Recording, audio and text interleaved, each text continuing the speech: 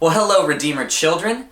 I would love to read a story to you today. This is one of my favorite books. It's called The Friend Who Forgives, a true story about how Peter failed and Jesus forgave. So it's a story about one of Jesus' friends, Peter, one of the disciples. This book was written by Dan DeWitt, and it's illustrated by Catalina Echeverry. A long time ago, there was a man named Peter who was best friends with Jesus. Peter was a fisherman. He was strong and brave, but he often said the wrong thing. Do you ever talk before you think?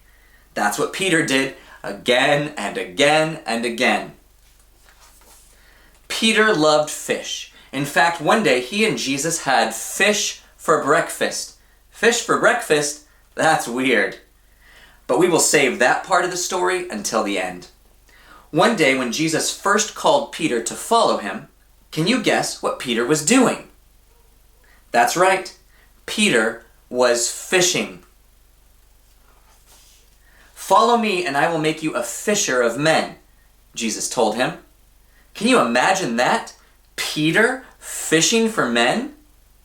Jesus explained that just as Peter liked to search for fish, Jesus had come to search for people who needed forgiveness. Peter loved being friends with Jesus. He saw Jesus do lots of amazing things. One time, Peter's mother-in-law was sick. Jesus healed her. Another time, Peter was about to drown in a storm. Jesus saved him. Slowly, Peter realized that Jesus was more than a friend. He was God. He would never let Peter down. But sometimes Peter let Jesus down. Like the time Jesus explained to his friends that he had to die on the cross, but that he would come back to life to offer forgiveness. All of you will run away. You're going to say, "You're not my friends," Jesus said. Peter spoke up right away. He did that a lot. "I will never do that," Peter said. But Jesus told him, "Before the rooster crows in the morning, you will say 3 times that you're not my friend." "I would never do that. Jesus is my best friend," Peter thought. When soldiers came to take Jesus to the cross, Peter pulled out his sword to stop them. "Put your sword away, Peter," Jesus said. "My Father says this must happen." Jesus let the soldiers take him to a courtyard to stand trial. Peter followed from far away. "Aren't you one of Jesus' friends?" a young girl asked as she opened a gate for Peter to enter the courtyard. What do you think Peter said? "No, I don't know Jesus." It was a cold night, so Peter walked over to a fire where some people were warming themselves.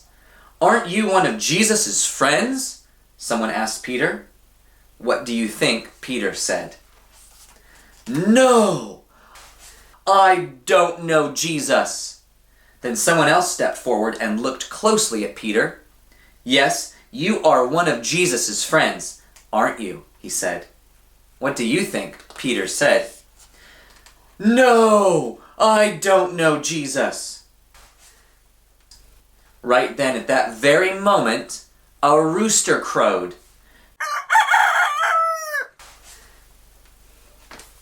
Jesus turned around and looked straight at Peter. Then Peter remembered that Jesus had said, "Before the rooster crows, you will say 3 times that you are not my friend." Peter was so sad. He knew he had failed Jesus again and again. He didn't just need to find other people who need forgiving. He needed forgiving too. Peter felt terrible. He ran out of the courtyard and he cried and cried and cried. Peter had let his best friend down. And now it was too late because the soldiers had taken Jesus away to be killed. But Peter didn't stay sad because Jesus didn't stay dead. 3 days later was the first Easter Sunday. when Jesus came back to life to offer people forgiveness. But would he forgive Peter for failing so badly? One day Jesus went looking for Peter. Where do you think Jesus found him? That's right, Peter and his friends were fishing. Jesus called to them from the beach. Peter jumped out of the boat into the water, and he rushed to the beach to see Jesus. And this is where Jesus and Peter had fish for breakfast. Fish for breakfast? That's weird. Peter was so happy to see Jesus alive. But would Jesus forgive him? Peter wasn't sure. Maybe Jesus wouldn't want to talk to him. Maybe Jesus wouldn't want to be friends with him. But yes, Jesus did want to talk to Peter. And yes, Jesus did want to forgive Peter. Wow!